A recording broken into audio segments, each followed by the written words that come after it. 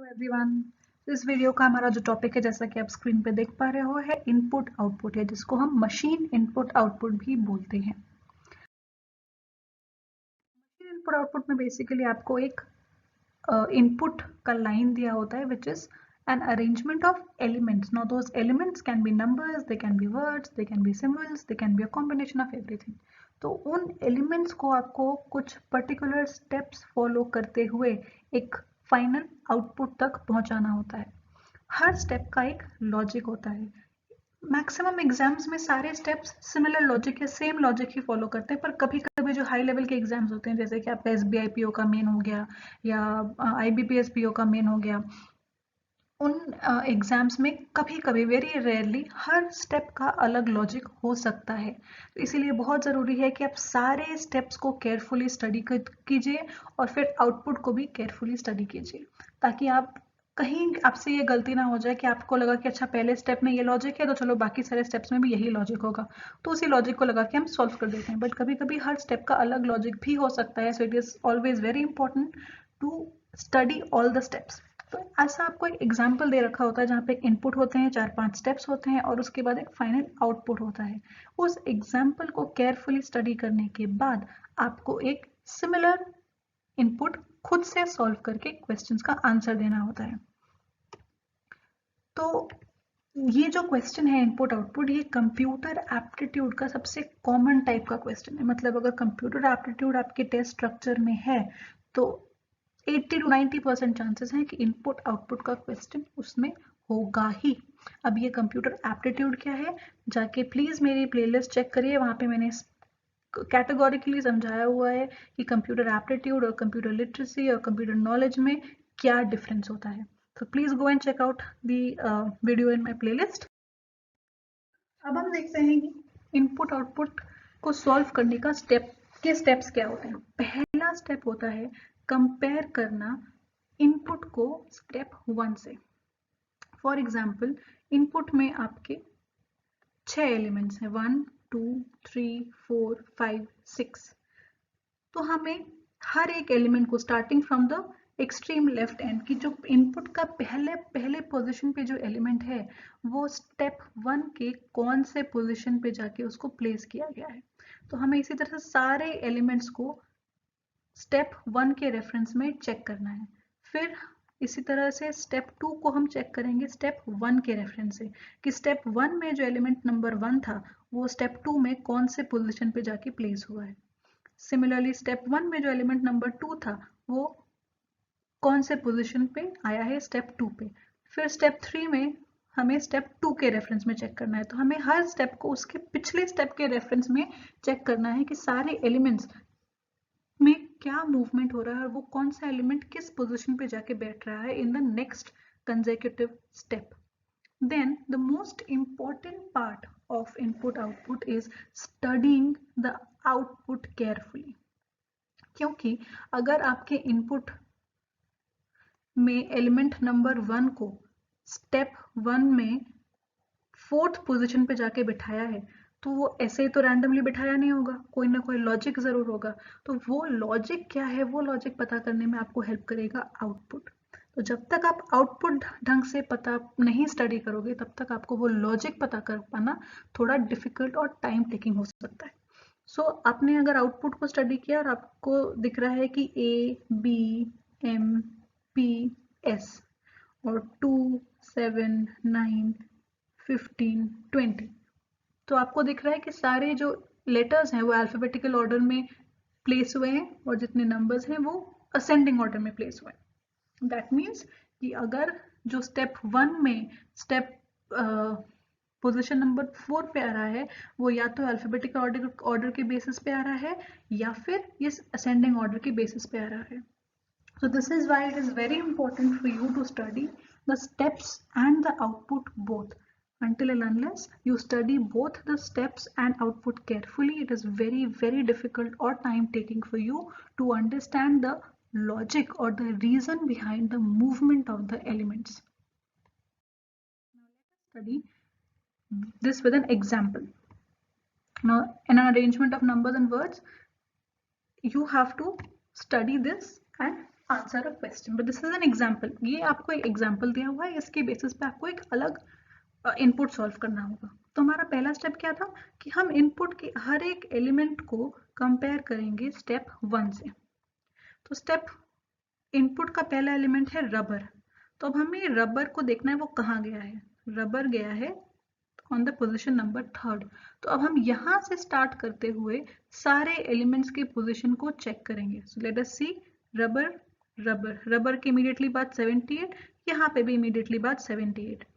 Immediately next is ghost, immediately next is ghost, immediately next is world, world, 59, 59.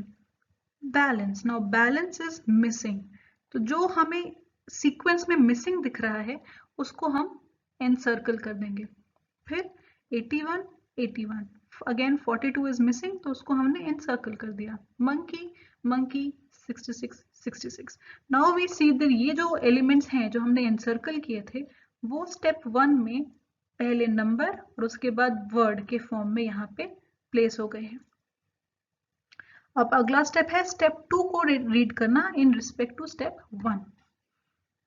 So again we start with the first element of step 1, 42, 42, balance, balance, rubber, rubber, 78, 78, ghost is missing so we encircle ghost, world, world, 59 is missing so we encircle 59, 81, 81, monkey, monkey, 66, 66.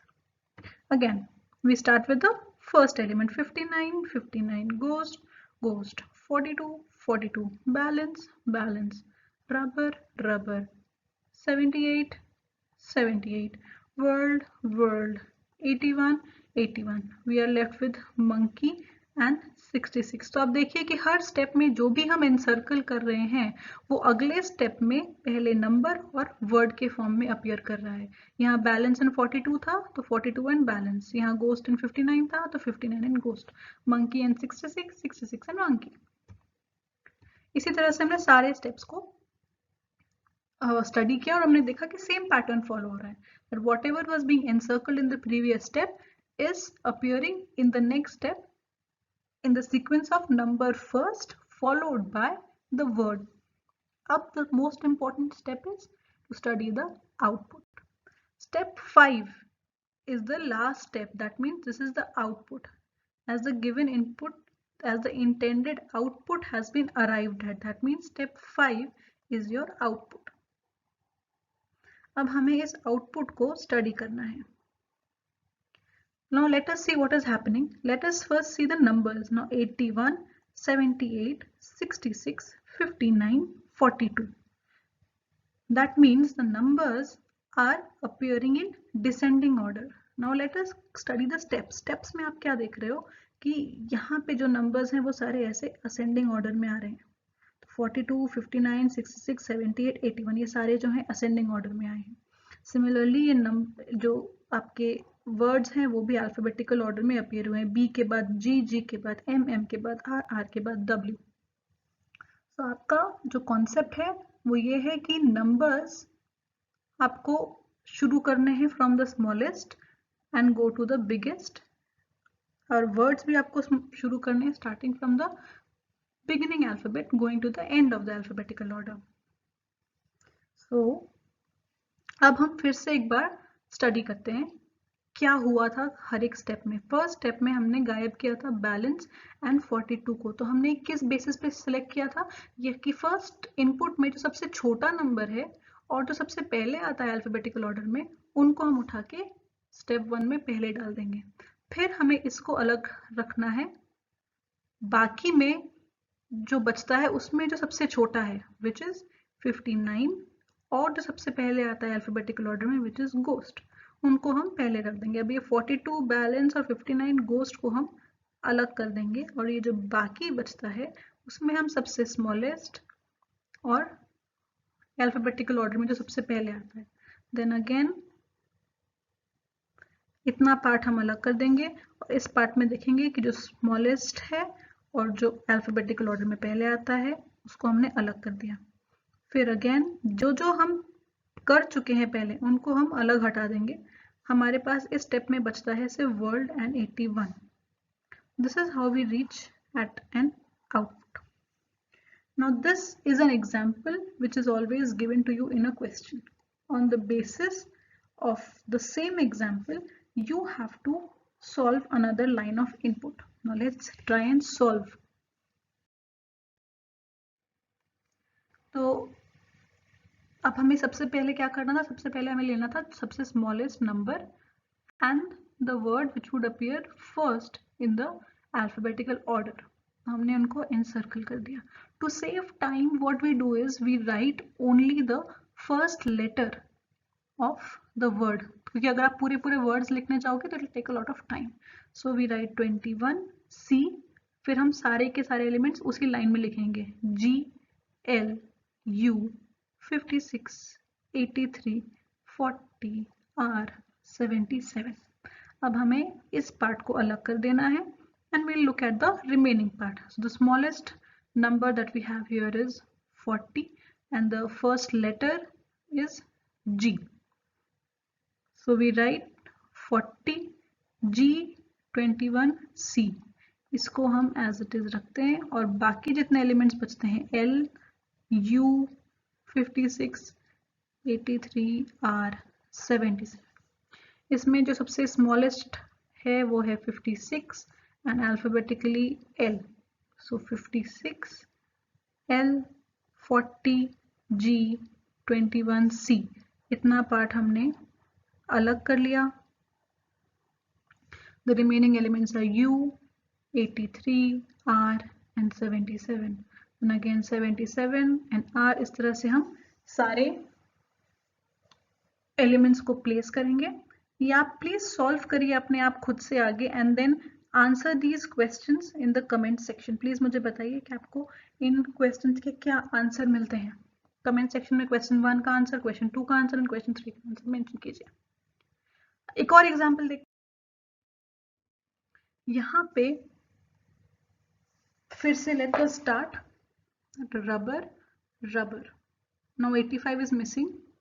Ghost ghost. World world. 59 59. Balance is not here. Balance is missing. 73 73. 42 42. Monkey monkey. 66 66. लेकिन अभी 89 कहाँ से आ गया? 89 तो पहले था नहीं. Okay, no problem. Let us see. आगे देखते हैं. So okay, let me. So हमने जो यहाँ से उठाया है that is 85 and balance. So the balance has appeared as the first element of step 1. 85 disappear हो गया और कहीं से 89 आ गया है. कोई बात नहीं, आगे step 2 पे जाते हैं. We'll start with the first element of the previous step. Balance balance. Rubber rubber. Ghost is missing. World world. 59 73 is missing. 42 66 89. Now again ghost is there, but 73 has disappeared and it has become 77. So now we are seeing that जो words हैं वो तो यहाँ पे हमें मिल रहे हैं सारे के सारे as it is, लेकिन नंबर जो है वो गायब हो जा रहे हैं या फिर किसी और में चेंज हो जा रहे हैं. तो क्या चेंज होता है? अब 85 में अगर हम 4 ऐड करेंगे तो 89 हो जाता है. सिमिलरली 73 में अगर हम 4 ऐड करेंगे तो 77 हो जाता है. पर अब यहाँ पे 66 गायब हुआ था और मंकी गायब हुआ था. 66 में अगर हम 4 ऐड करते हैं तो वो 70 होना चाहिए, पर वो तो यहाँ पे 62 बन रहा है. That means there is some other logic. कुछ तो हम गड़बड़ कर रहे हैं. So let us see again. आगे भी और स्टेप फॉलो करके देखते हैं. Monkey monkey. Ghost ghost. Balance balance. Rubber is missing. World world. 59 42 89 77. 59 में अगर हम 4 ऐड करते हैं तो हमें 63 मिलता है. Again let us go. Rubber rubber. Monkey monkey. Ghost ghost. Balance balance. The world is missing. 42 is missing. 89 77 62 63. Again 42 को यहाँ पे 46 बनना चाहिए था, बट वो 38 बन रहा है. तो अगर हम थोड़ा सा लॉजिक लगाएं तो हम ये देख रहे हैं कि जो इवन नंबर्स हैं उनमें से -4 हो रहा है और जो ऑड नंबर्स हैं उनमें +4 हो रहा है. So 85 had become 89, 73 had become 77, but because 66 is an even number, it became 62. Similarly, 42 was an even number, so it became 38. और ये जो लेटर्स हैं, ये जो वर्ड्स हैं, वो हम देख रहे हैं कि वो अल्फाबेटिकल ऑर्डर में ही आ रहे हैं. तो नाउ लेट अस सी कि हमारा आउटपुट जो स्टेप 5 है वो क्या कहता है कि सारे जो वर्ड्स हैं वो देखिए वो उल्टे आए हैं, मतलब उल्टे अल्फाबेटिकल ऑर्डर में आए हैं, और ये जो नंबर्स हैं वो डिसेंडिंग ऑर्डर में आए हैं, but they all have changed with respect to the original numbers because उनमें या तो -4 हुआ है या +4 हुआ है. अब इस बेसिस पे भी आप ये सेम इनपुट सॉल्व करके बताइए अगर आपसे सॉल्व नहीं होता है. So do let me know in the comment section, I will upload the solution. और अगर आपसे सॉल्व होता है